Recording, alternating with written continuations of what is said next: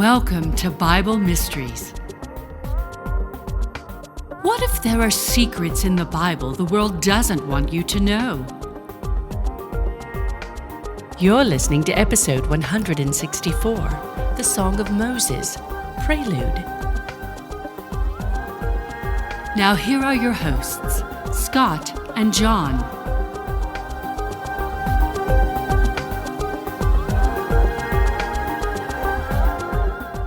Hello and welcome once again to Bible Mysteries Podcast. I'm Scott Mitchell.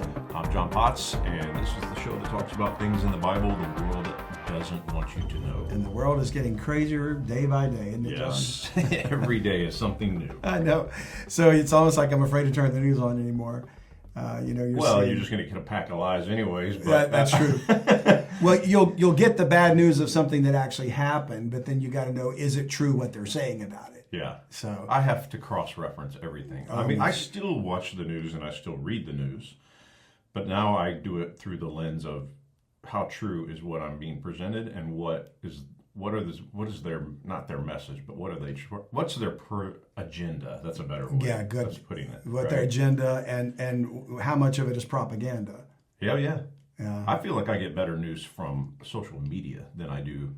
I can open up Fox News and read that, or I can listen to ABC or CNN, and I think they're all lying. They are. I agree. And right now, especially with what's going on with Israel and Gaza Strip and Ukraine, you name it, it doesn't matter where, all of that is designed to divide us. Absolutely. We discussed this before, but I think it's ramping up. You're basically seeing people forcing you to pick a side. You're either pro-Israel or you're anti-Israel, And what's funny is if you're pro-Hamas, if you're pro-Palestine, you're pro-Hamas. Yes. It's like they represent everybody, of every 2 million Palestinians. Yeah. No, like our government represents all of us. We think our leaders are idiots. Well, they have the same problem. And so does Israel. I think their leaders are satanic too. Yeah.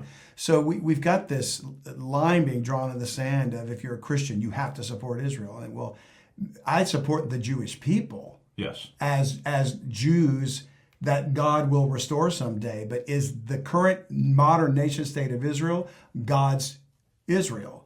And many people think it is without question. Yeah. And we say, I'm going to look at the scriptures.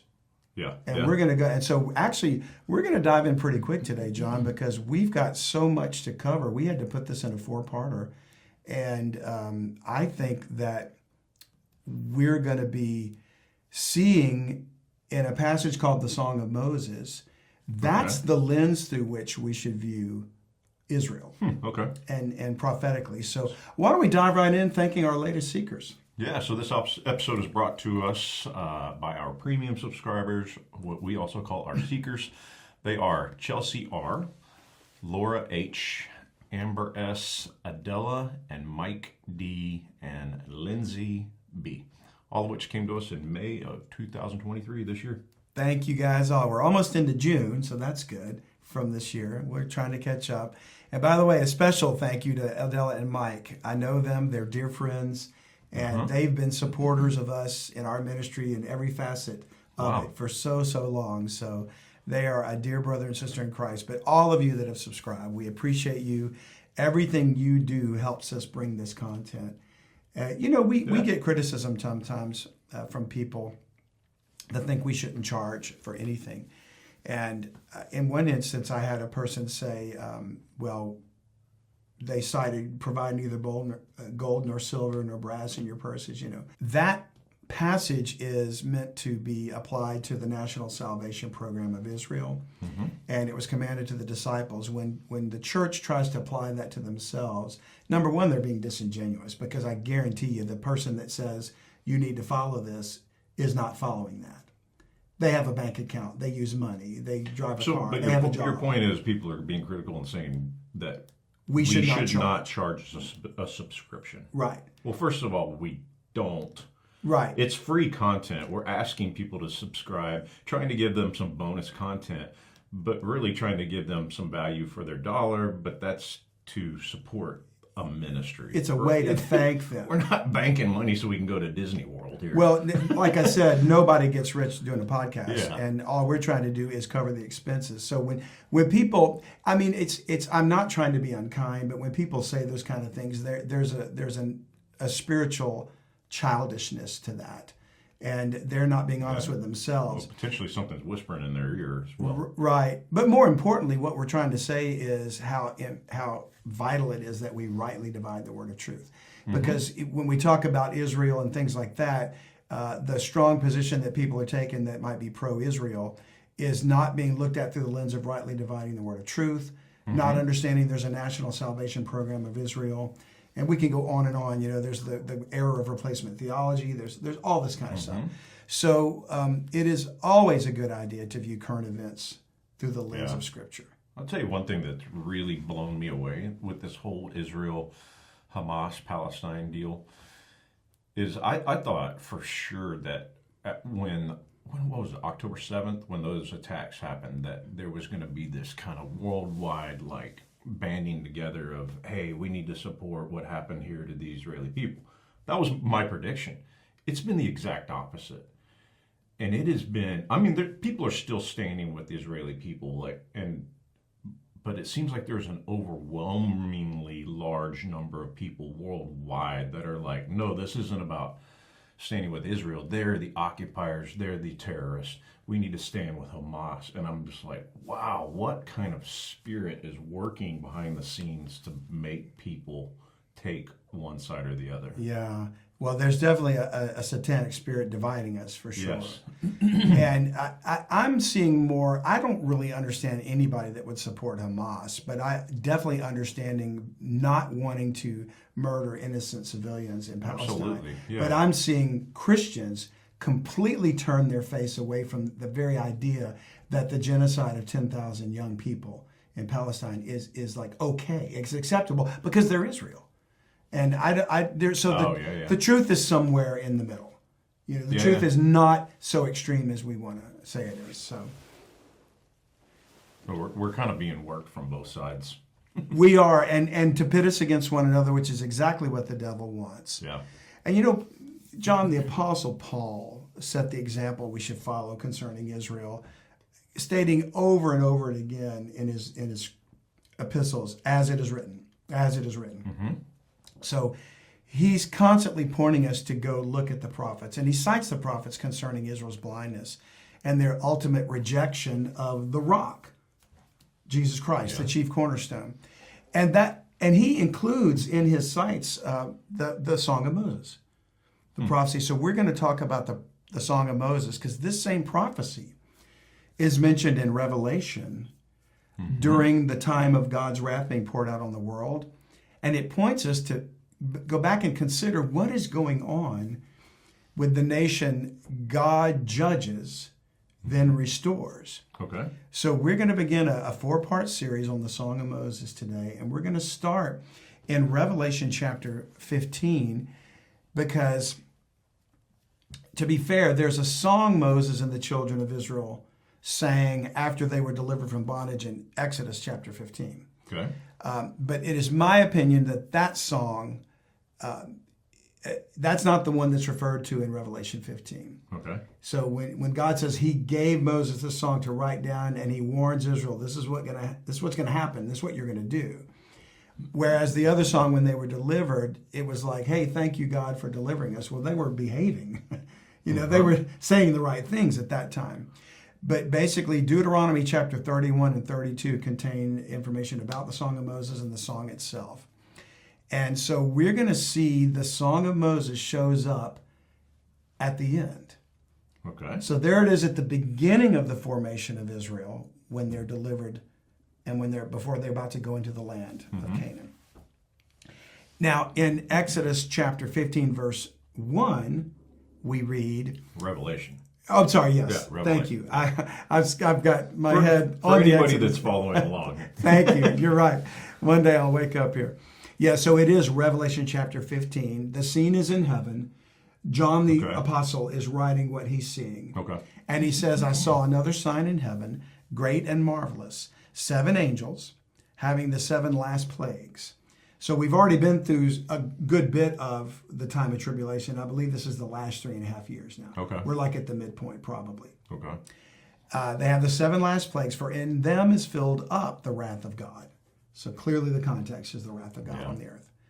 And I saw, as it were, a sea of glass mingled with fire, and them that had gotten victory over the beast, and over his image, and over his mark, and over the number of his name, stand on the sea of glass, having the harps of God.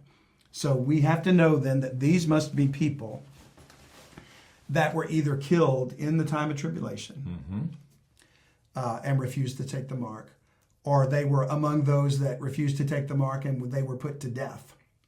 Okay. They were beheaded. Like if the mark is going to be implemented, as I think it could, in the middle of the week, the middle of the 7 years, which is the point at which the Antichrist declares himself to be God in the temple and he defiles the temple. And that's when the false prophet declares that we should, all the world should worship him and make an image of him and take his mark. And it doesn't matter to me if it's before that, but that seems to be the point at which it's going to happen. Then immediately there's going to be a requirement for people to take the mark, and there's going to be those that refuse it, and they're going to be put to death. So it seems that these are those that were martyred for not taking the mark. So, real quick question. So when the Antichrist stands in the temple and declares himself to be God, he's going to be declaring himself to be the true Messiah. This is the second coming. That's what the message is. And that's why the prophet's saying, hey, you need to worship this guy because he's the true Messiah, not that false one that came before that we put to death. Yeah, right. Am I following along correctly? You're right. If what you're saying, and I think you are, is that the false prophet will tell the world the Antichrist is actually Messiah, and that Jesus was not the true Messiah. Yeah. He's dead. Yeah. That's exactly right. That's what they're going to be proposing, or to force the world to take the mark. And so what's interesting is these that got victory over the beast because they didn't take his mark. Died, I would say they died because they're in heaven, Yeah. Or they got there somehow, and we would assume they died. But it says they sing the song of Moses, the servant of God, and the song of the Lamb, saying, great and marvelous are thy works, Lord God Almighty. Just and true are thy ways, thou King of saints. Who shall not fear thee, O Lord, and glorify thy name? For thou only art holy. For all nations shall come and worship before thee, for thy judgments are made manifest. So everything about the statement they're making there, it's almost tying it into bookends. The song of Moses, the song of the Lamb. Jesus Christ is the Lamb of God. So he's brought deliverance. Why bring up the Song of Moses? It must be significant. So, of course, it begs the question, well, what's the Song of Moses? Why is it important? Why are these that got victory over the beast singing the Song of Moses? So it tells me we need to go look at the Song of Moses and understand what is that saying so we can relate it to why it is being sung here at the end. In the last of the tribulation. And so for a background, we're titling this segment of the Song of Moses series Prelude, because we're going to spend this episode laying the background for the Song of Moses. Okay. Then we'll dive into the song, and then we'll come to a conclusion. So we turn to Revelation 7, and to set the stage, we notice that the 144,000, which are sealed Jewish males from each of the 12 tribes. And remember when we talked about the hidden ones, and we discussed the stones, the lively stones, what we think that they are clearly going to be identified with tribes, the 12 tribes of Israel. So genetically, they must be somehow linked. And we wonder, how would you trace your genealogy back directly to Levi or Naphtali or Gad or Dan or Judah? And so maybe there's something in the transmission of DNA from the hands of those men that grabbed the stones out of the Jordan River and they set up the memorial, which, by the way, I found out was in Gilgal in Israel. So, and Gilgal, I think, literally is interpreted as a circle of stones. And again, those were, I'm going back to the previous podcast, when they crossed the Jordan River, God told them to pick up a stone and carry it with them from the river, right? Yeah, out of the dry riverbed, because he parted the river. Oh, that's right, yeah. And then they carried a stone to the other side, and then they set them there. As a memorial. Yeah, as a memorial. That's right. That's right. And what was interesting was we noticed that instead of saying, hey, get a few guys to go grab 12 stones, he had the chief of each of the tribes individually carry a stone. Mm-hmm. So that's significant. And it just makes me wonder if that was because their genes were to be somehow connected, That's interesting. And that's why when John the Baptist said, God is able of these stones to raise up children unto Abraham, and Jesus said, if these didn't give praise to my name, the very stones would cry out. Mm-hmm. And it just makes me wonder if there's something genetically going on there. But back to our passage, those, wherever they come from, they're 144,000, sealed in Revelation 7. And as far as timing goes, this is what I can determine. From Revelation chapter 4, John is caught up to heaven and he begins to write what he sees there. And then in Revelation 6, his attention is directed back to the earth in verse 12 with the opening of the sixth seal. And once that seal is opened, we come to Revelation 7 where this happens in verse 1. And we read, after these things, I saw 4 angels standing on the 4 corners of the earth, holding the 4 winds of the earth, that the wind should not blow on the earth, nor on the sea, nor on any tree. And I saw another angel ascending from the east, having the seal of the living God. And he cried with a loud voice to the 4 angels to whom it was given to hurt the earth and the sea, saying, hurt not the earth, neither the sea nor the trees, till we've sealed the servants of our God on their foreheads. And I heard the number of them which were sealed, and there were sealed 144,000 of all the tribes of the children of Israel. So that's where we get that number from. That's how we know their genealogy. And notice they're being sealed before the final wrath is poured out, where all the trees and everything is damaged and hurt. So in Revelation 7 verse 9, it seems like, well, John's attention is directed to the earth to see them numbering and sealing the 144,000. Then he looks back into heaven, and look in verse 9, it says, after this I beheld, and lo, a great multitude, which no man could number, of all nations and kindreds and people and tongues, stood before the throne and before the Lamb, clothed with white robes and palms in their hands, and cried with a loud voice, saying, salvation to our God, which sitteth upon the throne, and unto the Lamb. Now, this large number of people that are redeemed from the earth appear, evidently, they weren't there before. John described the scene in heaven before, and you had God on the throne, you had the Lamb, you had the 4 living creatures, you had angels, and then he doesn't mention the multitude that nobody could number. Yeah. They look down and they number 144,000. Those are the people on the sea of glass, right? The 144,000. That's not who we were looking at in Revelation 15. Okay. Those are some people that went through the time of tribulation. Oh, that's right. They died. And they didn't take the mark. Yeah. And so we're earlier than that, and I don't think the wrath has begun to fall yet.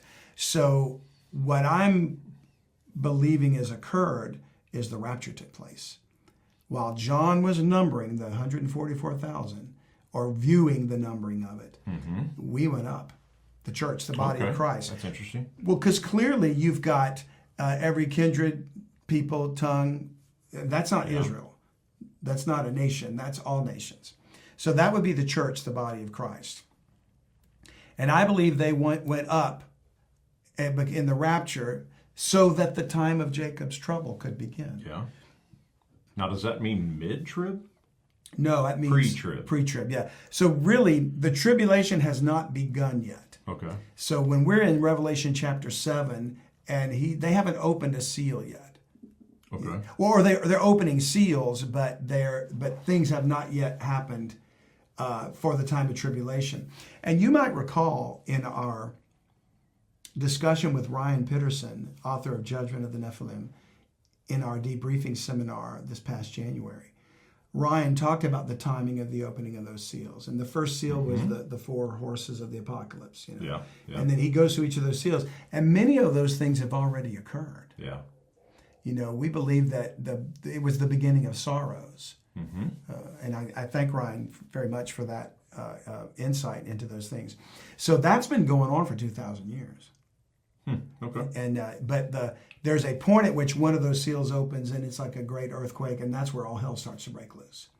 So we're leading up to that here. So before the angels are allowed to let the hurting of the trees and the sea and everything else, these are sealed. And while they're being recorded as being sealed, John turns around and he looks back up in the floor of heaven, and where'd you guys come from? There's millions of people. Yeah. Yeah. So it's a great multitude. So I would argue that was the rapture of the church that has been on the earth for 2,000 years. And then we move forward to Revelation chapter 11, where we begin to see the wrath poured out, and the seals and the vials and the bowls and all that stuff, the trumpets sounding. And so after this, the trumpets sound, and they begin to pour out wrath. So that's why the guys had to be sealed first, and the multitude had to be raptured. So the reason I asked if this was mid-trib or pre-trib is because, correct me if I'm wrong here, because I am a lot, the true wrath doesn't start occurring until 3.5 years into the tribulation period. The last part of the wrath. Yeah. The last part of the wrath. Yeah. The final vials are poured out. Okay. In the But last. at the beginning of the tribulation is more of a time of peace. Wouldn't you agree, or is that? No, is we that talked off about base? that, and I Yeah. think you brought that up before, and I think that's what is perceived by people. Yeah. It's not real peace. It's a false peace. Agreed, because it's the Antichrist establishing exactly. peace. But there's all kinds of hell going on the earth. Because there's war, and it's going crazy, right? well, he might bring an end to the war. Yeah. In that sense, and I think that's going to be the false peace. Yeah. But remember, we're about to read about them. The two witnesses are going to appear, and they do signs and wonders and plagues on the earth. Yeah. So there's all kind of things happening on the earth, Yeah. and people hate God because of it, and they hate the two witnesses. They want to kill them. And you got to think that the rapture has occurred, right? So you have Right. all these people that just vanish. Yeah. Monetary system probably collapses, right? People can't go to hospitals, whatever. Which is why it'll switch to the mass beast. confusion Yeah. going on. But yeah, so you have this 3.5 years of just chaos and war, and then this guy steps up and solves it all for everybody. Right. So, And ultimately kills the two witnesses. yeah, So that's where he's going to really get his accolades from, and have the world think, oh, thank God they're gone. This guy, he's a hero. yeah. So Revelation 11 verse 3, I will give power unto my two witnesses, and they shall prophesy 1,260 days, which is 3.5 years. Mm-hmm. Clothed in sackcloth, a symbol of mourning. These are the two olive trees and the two candlesticks standing before the God of the earth. And the very fact that they're called olive trees ties us back to the olive tree of Romans 11, and where the natural branches were cut off and the wild branches were grafted in. Yeah. Well, now God's dealing with Israel again. Okay. So see, I think we're prematurely saying God's people is Israel because they were a nation again in 1948. And I don't think that's happening. I think what is happening is there's a satanic group of people running that country just like every other country. Mm-hmm. And their aim is to deceive, divide, and destroy. Because that's every country right now. Yeah. The God of this world controls the nations of the world. There are princes assigned to every country, and there's a prince assigned to Israel. And when we talk to Ryan again, we're going to interview him in December. We're going to get into the Star of David as a symbol is not scriptural at all. Yeah. And many, many other things. So we're going to, I don't want to get too far off on a tangent there, but we're going to look into those things. So he says, these two men, if any man will hurt them, the two witnesses, fire proceedeth out of their mouth and devoureth their enemies. Can you imagine? Like a dragon? Is that fire, or is it just the power of God, or is it by the very words they say something and God strikes them, That's with interesting. lightning? Yeah. And if any man will hurt them, he must in this manner be killed. So they can't be killed for 3.5 years. And watch this. These have power to shut heaven, that it rain not in the days of their prophecy. That same power and that same event took place with Elijah. Mm-hmm. He prayed and it didn't rain on the earth for guess how long? 3.5 years. Yeah. And have power over waters to turn them to blood and to smite the earth with all plagues as often as they will. Well, who did that? Moses in Egypt. Yeah. Egypt being a type of the world, and Moses was the prophet of God. So I believe the two witnesses are Moses and Elijah, which brings us back to the Song of Moses. How is this factoring in at the end time here in Revelation? So we're working our way up in a timeline from the rapture to the singers who sing the song on the sea of glass. And this is why these guys are not liked very much, because they're making all this stuff to happen, right? They're bringing plagues. Yes. It hadn't rained in 3.5 years. It's like, somebody get rid of these guys. Right. So when you say, isn't there going to be a peace on the earth? Well, not for the Doesn't world. look like. Yeah. It's going to be this. And then other things are happening too, but on top of the wrath or the plagues and the things, all these are for signs for Israel. It's God's way of telling Israel, look, here's Moses and Elijah, here's signs and wonders, here's the 144,000 preaching Messiah is Christ. Now will you believe me? And it would seem to me that this is being done because something happened just before these two start this ministry, which is probably going to be the invasion of Gog and Magog. And God delivers them, and he says, once he drives them back, Gog, he says, once I turn them back, the world or Israel will know that I'm their God and they're my people. He's not that means that they're going to make their confession. They're going to acknowledge in their affliction, he said, they will seek me early in Hosea 5:15. Do you think Gog and Magog is modern day Iran, Russia, China? I do not. No? No. You don't think it's an alliance between those three? I don't. Oh. I don't. In fact, that's one of the questions I'm going to discuss with Ryan. Ooh, okay. Yeah, we're going to dig into that because I've got some ideas. If it is a nation or a group of people and you trace that lineage, it's probably something from Turkey. Okay. But it also could be something altogether. It's something that I don't think most people even want to consider. And I'm going to save that. Okay. I don't want to say it here because I want to present that to Ryan. Since he's a lot smarter than me, I want to run that by him. Okay. But we'll get into that. We'll hang on to that thought then. I may share it with you privately. Okay. But I'm not going to do it now. Sorry. So maybe that'll be a teaser right. for people to tune in for Ryan's interview. Now, another reason why I think these two witnesses are Moses and Elijah is because at the end of the Old Testament in the King James Bible, the last book is Malachi. Now the order is different in a Hebrew Bible, but this is the Bible that God gave the Christians. And in Malachi chapter 4, verse 4, it says, "Remember ye the law of Moses, my servant, which I commanded unto him in Horeb for all Israel, with the statutes and judgments." And included in all that is the song of Moses. "Behold, I will send you Elijah, the prophet, before the coming of the great and dreadful day of the Lord. And he shall turn the heart of the fathers to the children, and the heart of the children to their fathers, lest I come and smite the earth with a curse." And so the last two names mentioned in the Old Testament are Moses and Elijah. And the plagues and miracles they perform are the same as the ones done by Moses and Elijah. We just read that in Revelation 11. So I think that's strong evidence that it's everything about these things is pointing us back. What was it about Moses? What is so important about the Song of Moses? Well, when we get into the song, we're going to learn why. Okay. Now we go to Exodus 3. Because Horeb, when he said, "Remember the law of Moses that I commanded when I gave it to him at Horeb," Horeb was where Moses spoke to the Lord in the burning bush. Okay. That mountain. It's where God announces that he heard the cry of his people. So if we read Exodus chapter 3, and we're going to have to read a long passage, so I'm going to have to go to my iPad to read it because it won't fit on my screen here. But Exodus chapter 3, verse 1 is God calling Moses, speaking to Moses when he's presenting himself in the burning bush. Okay. "And now Moses kept the flock of Jethro, his father-in-law, the priest of Midian.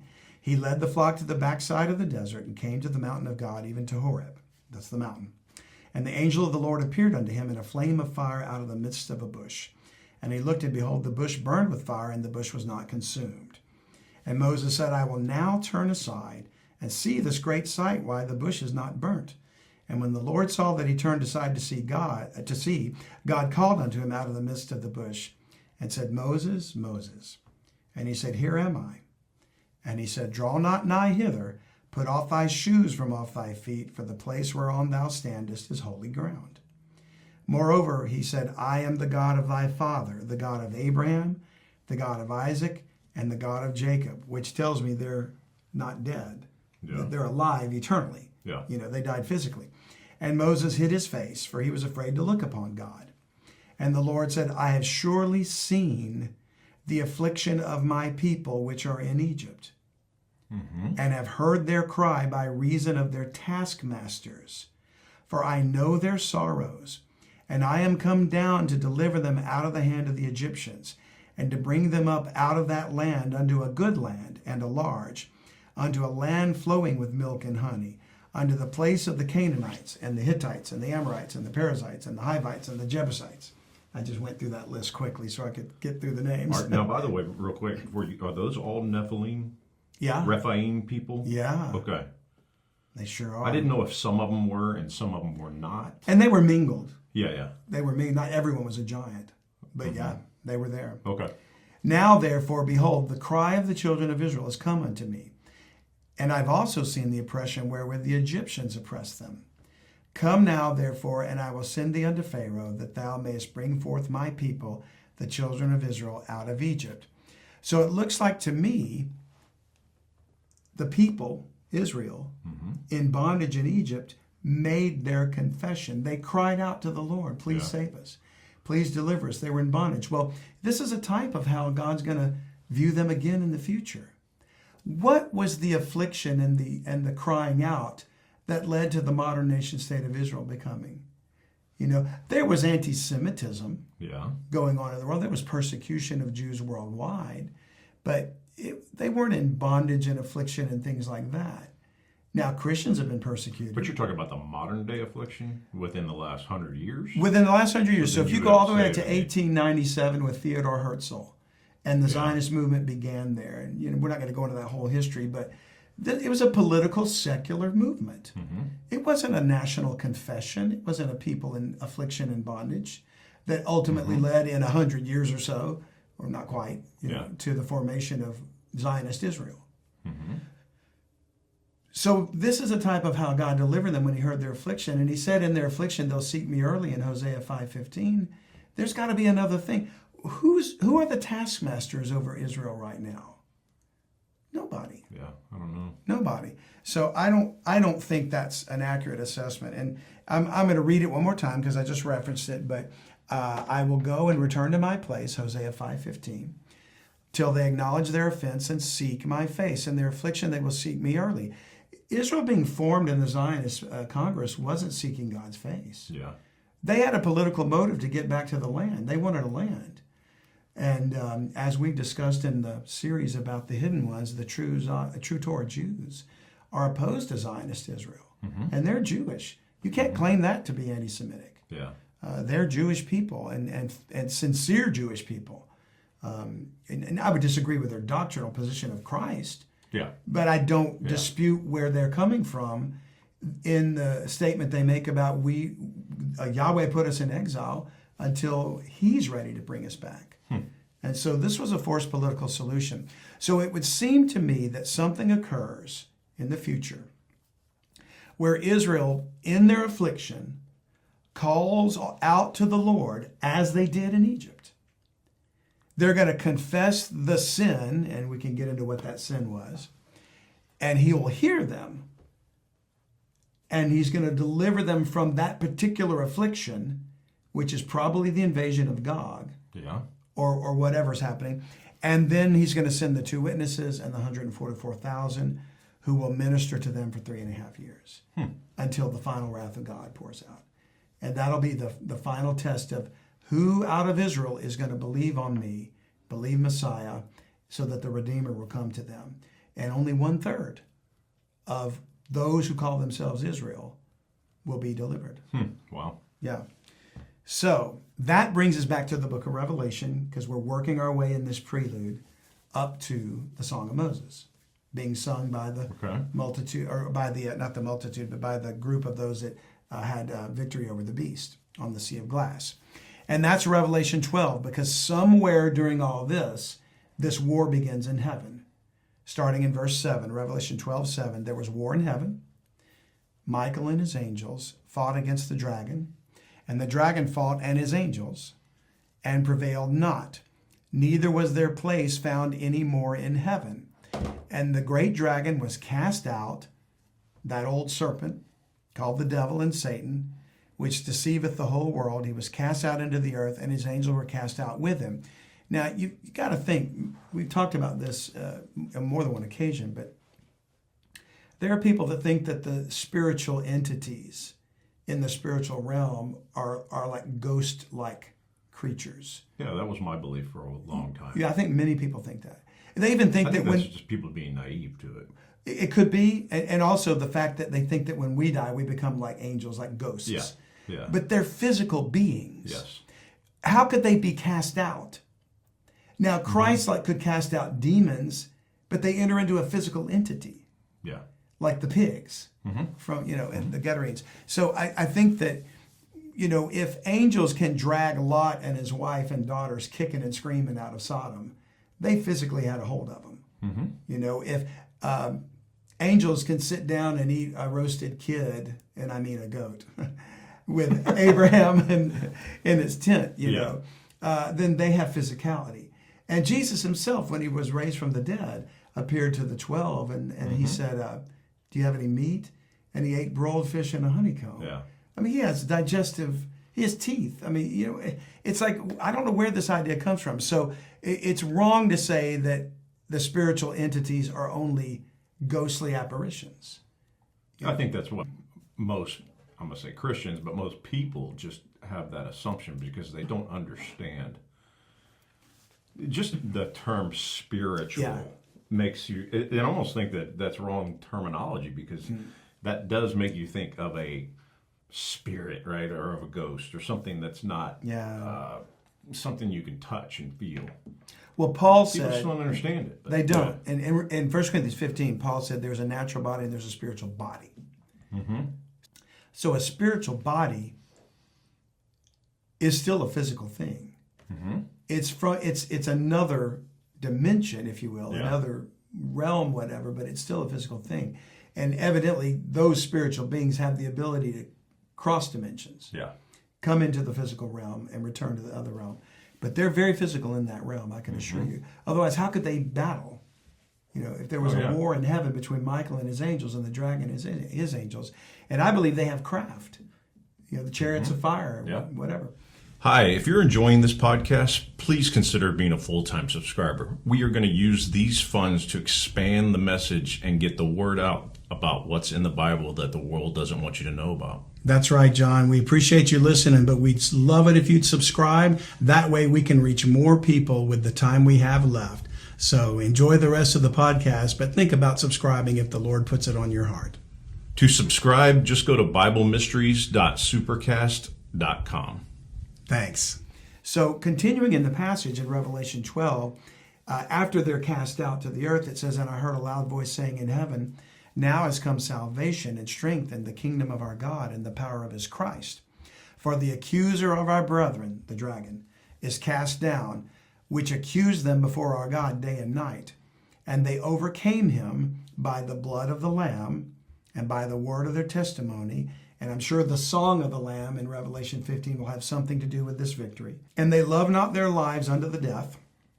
Therefore rejoice, ye heavens, and ye that dwell in them. And I think he's talking about that realm, the spiritual dimension. Rejoice, ye heavens. Woe to the inhabitants of the earth and of the sea. For the devil is come down unto you, having great wrath, because he knoweth that he hath but a short time. And I suspect when he's cast out to the earth that he is now no longer permitted or able to go into the other dimension. That would make sense. And he will be here in a physical form in the same way that the fallen angels were in a physical form to take wives, to have children in Genesis 6. And that's going to be a scary day right there. Oof.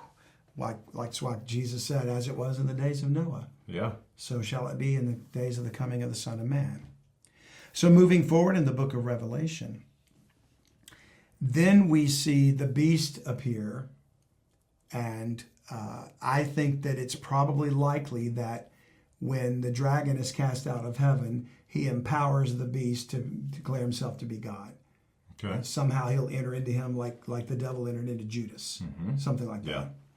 And so we read in verse 16 of Revelation 13, And this is, we were talking about the false prophet earlier. Well, this is him acting right here. The false prophet says, and he causeth all, both small and great, rich and poor, free and bond, to receive a mark in their right hand or in their foreheads, and that no man might buy or sell, save he that had the mark or the name of the beast or the number of his name.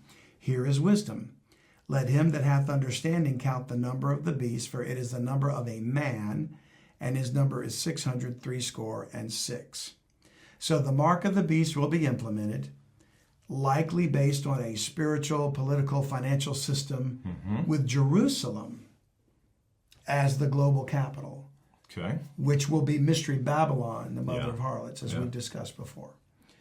It would appear that the 144,000 leave with the two witnesses after they're killed. The two witnesses get killed. Right, in the middle of the 7 years, the Antichrist. Another thing that, here I am. Are you saying there's a second rapture?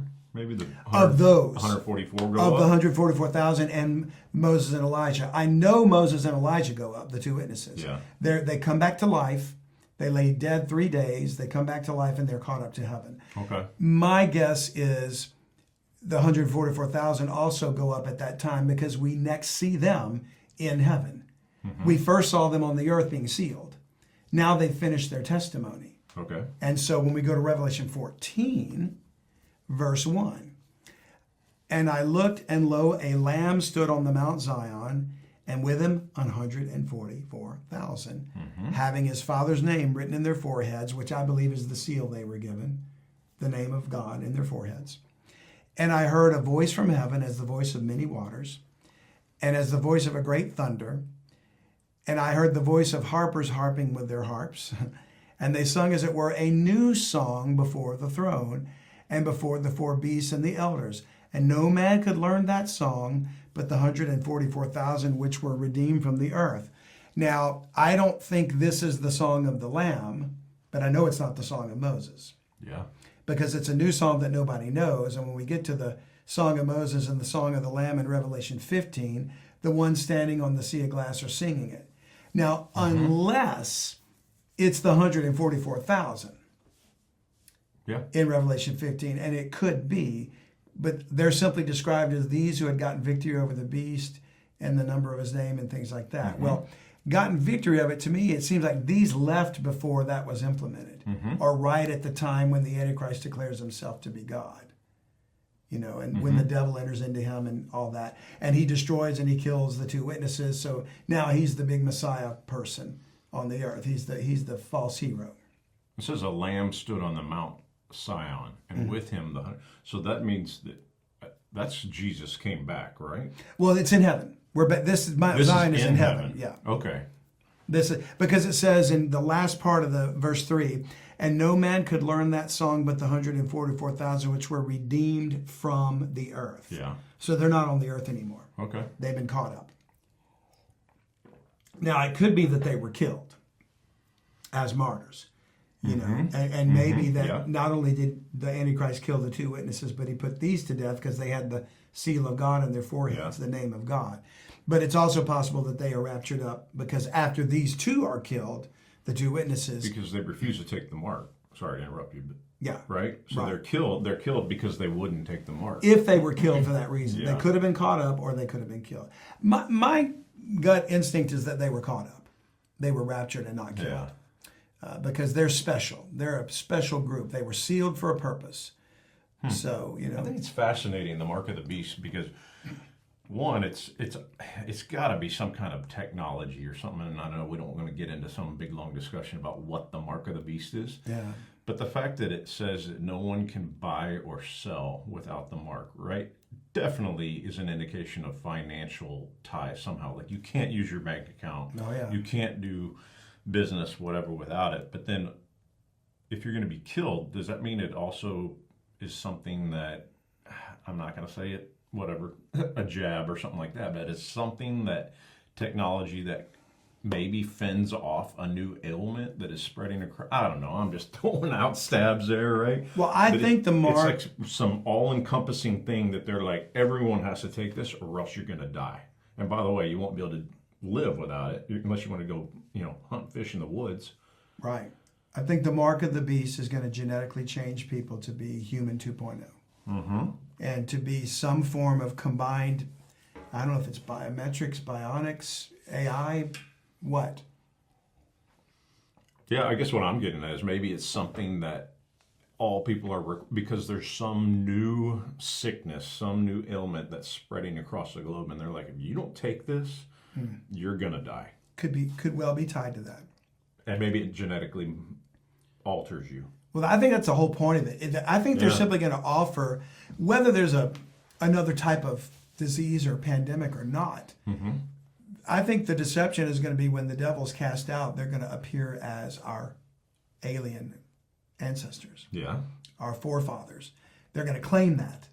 And they're going to say, you want eternal life, you're ready, you are the ones that were chosen to receive the mark and become like us. And then, if you don't take it, well, you'll be put to death. So I think the ones that are going to stand for the truth are going to be considered the terrorists. Christians are going to be the others. They're going to be the enemy. And so they're going to be hunted down. And the world will willingly do so. The world will think, oh, yeah, they're bad. Because they're being othered right now. I was about to say, look what they're doing right now. Right. Yeah. So it's coming. Wow. It's coming. Now, just a little bit later in the same chapter, Revelation 14, we read in verse 9, and the third angel followed them with a loud voice. And this is followed the 144,000 that were, we were just reading about. It says, with a loud voice, if any man worship the beast and his image and receive his mark in his forehead or in his hand, the same shall drink of the wine of the wrath of God, which is poured out without mixture into the cup of his indignation. And he shall be tormented with fire and brimstone in the presence of the holy angels and in the presence of the Lamb. And the smoke of their torment ascendeth up forever and ever. And they have no rest, day nor night, who worship the beast in his image, and whosoever receiveth the mark of his name. So when we lay out this chronology, you've got the Antichrist appearing in Revelation 13, and they set up his image, and they declare that the world has to take his mark and worship him. In 14, the 144,000 are gone, and the two witnesses were killed and caught up. And then we hear this angel saying to the world, don't take the mark of the beast. So it would seem to me that the mark of the beast is going to be implemented at that point. Okay. Therefore, the 144,000 likely were caught up and not killed because they rejected the mark. Yeah. Because they could be all over the world Yeah. preaching. Yeah. So that's one reason why I say that. Okay. Now, to wrap up today's episode, what we'll do is we'll dive into the actual Song of Moses. We've got this bit of a background now. Okay. We led up to what brings us to the song being sung. And it appears that the song is being sung by those in Revelation 15 who got victory over the beast and the mark. So I believe it's after these, somewhere near the end of the 7 years of tribulation. Okay. And it would seem that the Lord is about to return and he's about to pour out the last bit of his wrath. It could be it's the beginning of the last 3.5 years. Yeah. But either way, it's those that were killed, and maybe they're going to be martyred very quickly, in that last half of the 7 years. There's going to be a rounding up. They'll be able to ID people, and they could maybe send drones to kill them. There's all kinds of horrible technology and weapons of war that are going to be implemented for this. But whatever it is, they die. They take the victory over the beast, and then they sing the song. And what's interesting is they sing the Song of Moses and the Song of the Lamb. Mm-hmm. So it would seem to me that the Song of Moses is being sung because it's like we're about to close the song out. The performance is done, right? Yeah. And now the Song of the Lamb begins. Yeah. And he's going to come back and restore and everything else. So let's go look in Deuteronomy chapter 31 for the background of the Lord giving Moses this song to testify against Israel for breaking his covenant, and he said it would not be forgotten. Okay. The song would not be forgotten. So, Deuteronomy chapter 31, verse 16, and the Lord said unto Moses, Behold, Thou shalt sleep with thy fathers. He's about to die. And this people, the children of Israel that he delivered out of Egypt, this people will rise up and go a-whoring after the gods of the strangers of the land. Now, that term of whoring is adultery. Yeah. And it has to do with how God called a wife, Israel, and she was unfaithful, like in the book of Hosea, when he tells Hosea, go take a wife of whoredoms. And she takes Gomer. Interesting about that word there. I keep dropping hints about what we're going to talk about with Ryan. Because Gomer was one of the children of Japheth, or one of his grandchildren. Okay. And so if you remember Noah's three sons, Japheth, Shem, and Ham. Yep. And from those three and their wives, the world was repopulated after the flood of Noah. So you can trace historically, geographically, and scripturally how those families of the earth began to be spread and then separated at a point after, say, the Tower of Babel. And so those sons of Japheth essentially settled in the region of Turkey and the Caucasus, the mountains of that region, and then going north, because that's where Ararat is close. It's a different range, but like it's just south of the Caucasus is Mount Ararat, where the ark came to rest after the flood. And then going north from there, it would appear that Japhethites, which include names like Gomer, Meshech, Tubal, Ashkenaz. These are the Caucasian peoples. Elam, maybe, I forget. And so they went into regions as broad as like parts of Persia, Armenia, maybe up to the Indus River in India, and then they settled into Europe. Whereas the Semitic peoples filled most of the Middle East, some of Turkey, and some of the Persian area and whatever, Arabia, what have you. And then I think they migrated east towards, China and things like that. And then the Hamitic people were mostly in the land of Canaan, and then south of that, Egypt, Africa. So that's where those families got dispersed around the world. So anyway, I said all this because Gomer is a Japhethite. So we could say a Caucasian type genetic person. But the name Gomer is this woman that Hosea is told to take to wife. And she's a wife of whoredoms. And in that analogy, Hosea represents the Lord, and Gomer represents the unfaithful wife Israel. Israel is Semitic. Coming from Abraham through to Jacob, those are Shemites. Why does she have a Japhethite name, Gomer? I don't know. There's something about that. There's something about that. When you think about people that call themselves Ashkenazi Jews, Sephardic Jews, whatever, there's a lineage in there that tells us something. We're going to dive into that with Ryan. So anyway. Building this conversation up a lot. Right. So, because I do think it's going to be a fascinating discussion. I really do. Now, he said that they're going to go whoring after the gods of the strangers of the land, whither they go to be among them, and will forsake me. And that word forsake is important because even Paul later says they forsook the rock of their salvation. And the song says it too. And break my covenant which I've made with them, which was the law, the law of Moses, the Old Testament.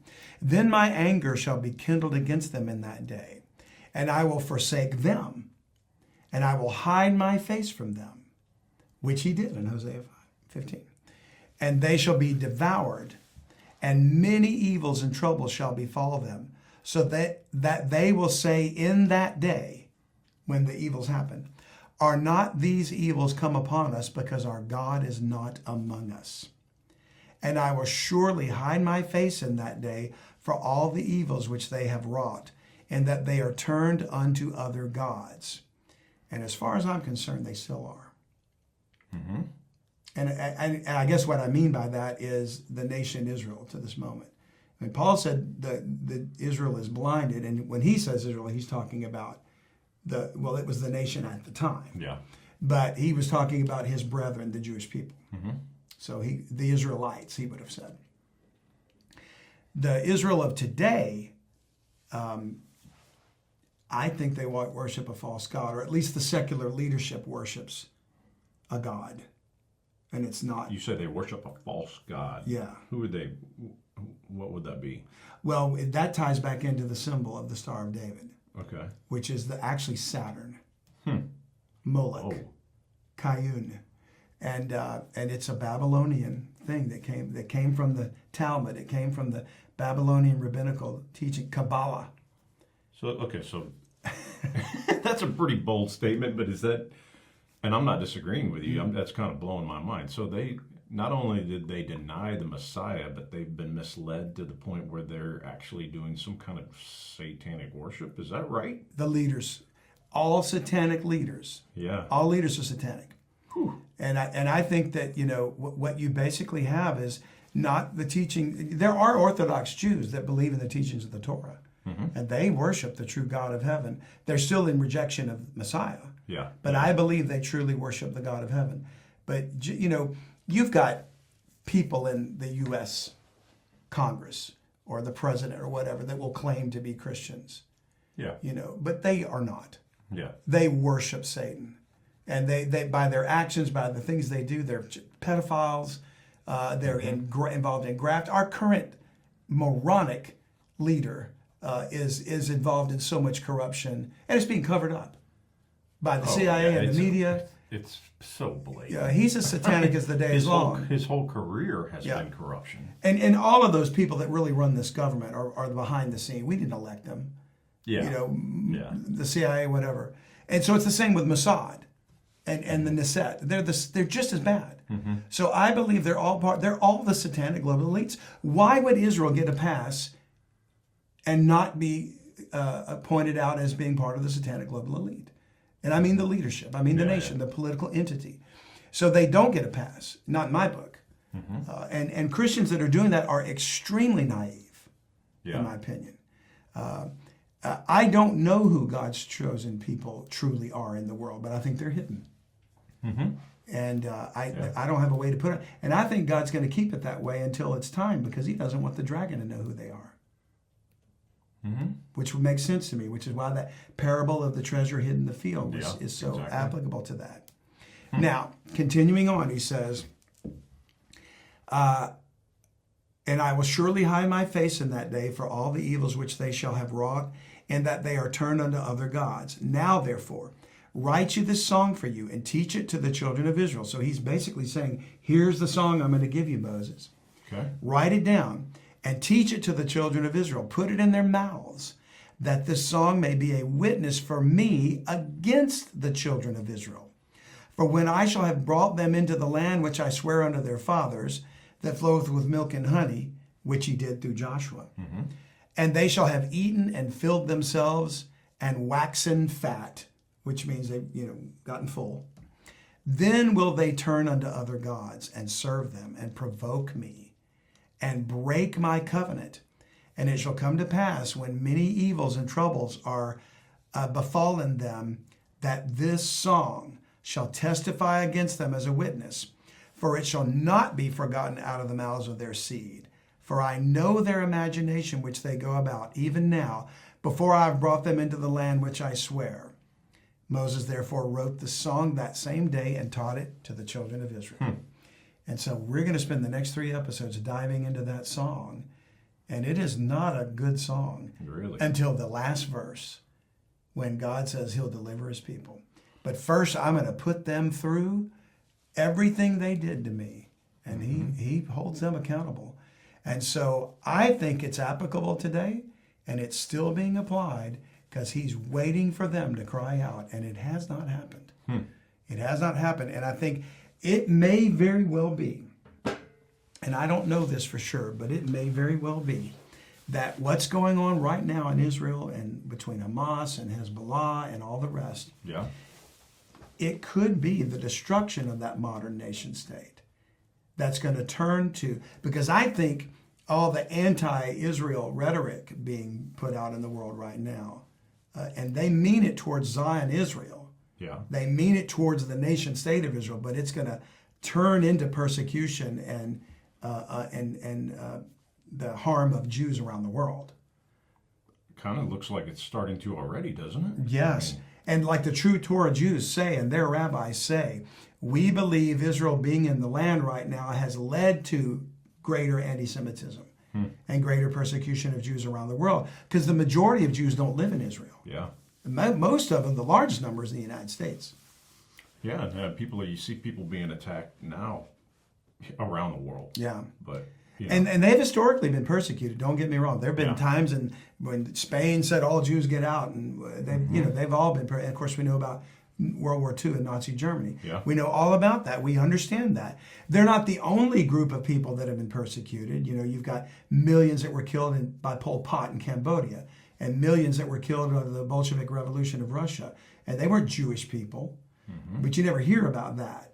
But when we talk about the Holocaust, we're talking about Jews. I'm not denying the Holocaust at all. Yeah. I know that was a persecution of people that were calling themselves Jewish people. And there's more to that story than we really know, but it happened, and it's true. Yeah. Now, if that was the final straw that broke the camel's back to allow the world to be sympathetic to letting them come take the land of Israel, then it was used and manipulated politically, I think, to that end. Because they could have gone anywhere. I mean, there was a plan to go to Argentina. There was a plan, they could have gone anywhere. And many Jews that lived for centuries in nations like Iraq and Iran and places like that, all say, until 1948, we got along with all of our Muslim neighbors. There were Christians, there were Jews, there were and Muslims all living together in the Ottoman Empire and things like that. I'm not saying there weren't problems, but they were friends, they got along, and there was no wide-scale hatred of Judaism or anything like that. But you're saying once 1948 happened, then they became known as occupiers. That's right. From the perspective of the Arab peoples and the Muslim people, and that's led to all this stress. So it's coming to fruition now, and it may be that this, in my opinion, overreach by the Zionist modern nation state of Israel to pay back tenfold Hamas by killing a bunch of innocent Palestinians is going to turn and bite them. And it looks like it's happening. And more importantly, it's going to turn to persecution of Jews around the world that had nothing to do with this, and nothing to do with Israel's policy towards Palestine, and therefore that could be an affliction that's going to cause them to cry out. I don't know. So we'll dive deeper into this, Lord willing, next time. And we're going to start with verse 1 of the Song of Moses. Okay. So, John, you just teed it all up for us for next week. I hope so. So we appreciate you guys listening and bearing with us as we try to set the stage for the Song of Moses series. And hopefully something we have to say is going to open your eyes and at least cause you to question the official narrative of what's going on in the world. John, thanks. I look forward to next week. Me too. Until then, be sure to look up, for our redemption draws nigh. If you enjoyed this video, please like, share, and subscribe to our channel. To gain access to bonus ad-free content, consider supporting us and becoming a premium podcast subscriber at BibleMysteriesPodcast.com.